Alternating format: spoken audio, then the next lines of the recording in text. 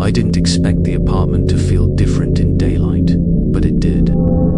It felt heavier, like the air was waiting for something to happen. Nothing moved. Nothing whispered.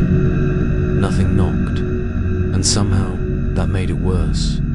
The silence wasn't empty anymore. It felt full, like it was holding something inside it. I tried leaving for work, but the moment I touched my front door, the building gave a faint vibration, just enough to make the metal handle tremble. It wasn't loud. It wasn't dramatic. But it felt like the apartment was warning me not to go outside, so I stayed. I walked around the living room, trying to convince myself that I was safe. But then I noticed faint marks along the paint. Not scratches, not cracks, lines. Thin, scattered, curved lines. Almost like someone had been tracing their fingers across the walls while walking around my apartment. And the strangest part was, they weren't there yesterday. I pressed my palm to the wall out of pure instinct. It was warm. Not from sunlight. Not from heating. Warm like someone had been standing on the other side with their hand pressed exactly where mine was. I stepped away immediately. For a moment, the wall felt like it was breathing. That night, I kept hearing movement, not loud, not aggressive, just shifting. Like something small was crawling inside the walls, dragging itself slowly around the apartment. But this time, it wasn't circling me. It was following me. Every time I moved to another room, the sound moved with me. Same pace, same direction, same slow dragging, as if someone was keeping up with my steps from inside the walls. When I sat down, the sound stopped. When I walked, the sound continued. When I whispered, the sound stayed silent, listening for hours. I tried ignoring it, but then a faint sound reached me. A whisper buried deep in the walls, but clearer than before. We were here before him. I didn't know who he was, and I didn't know who him referred to anymore. The Silent Tenant, or something worse. I placed my ear against the wall gently, and the moment my skin touched it, the warmth changed. It grew hotter, like something was pressing its face against the other side.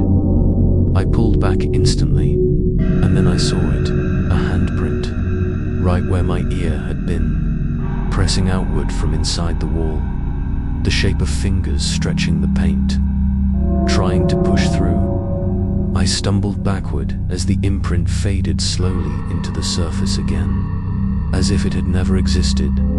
But before I could breathe, something else happened. All the furniture in my apartment, every chair, every table, every small object shifted half an inch across the floor with one soft, synchronized scrape, not toward me, not away from me, just as if the entire room had exhaled.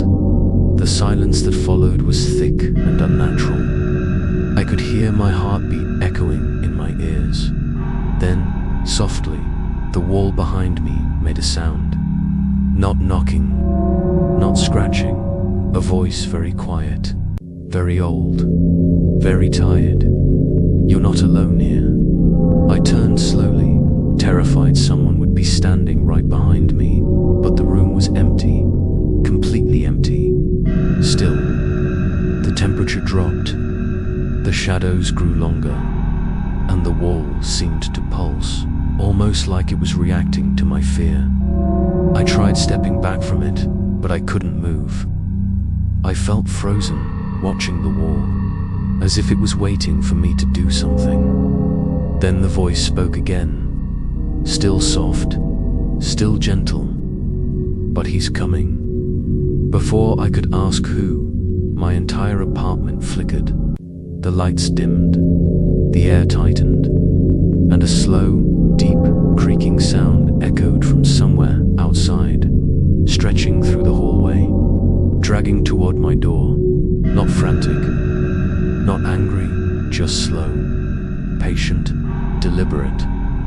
I stepped toward the peephole, breath shaking, but something held me back. My instinct screamed at me, "Don't look." The creaking stopped directly outside my door. Silence, and then someone slid. Something under it, a thin sheet of paper. I stared at it for a long time before picking it up, my hands trembling. The paper was dusty and old, like it had been hidden for decades in shaky ink. Barely readable, "Don't look, Bayesake," no signature, no number, not even 203. This time, just those 3 words. But the most terrifying part wasn't the message. It was the fact that, when I picked up the paper, the wall behind me exhaled slowly, warm air brushing the back of my neck, as if something enormous was standing inches behind me, waiting for me to turn around. I didn't, and I won't, because whatever follows me in this apartment isn't trying to scare me anymore.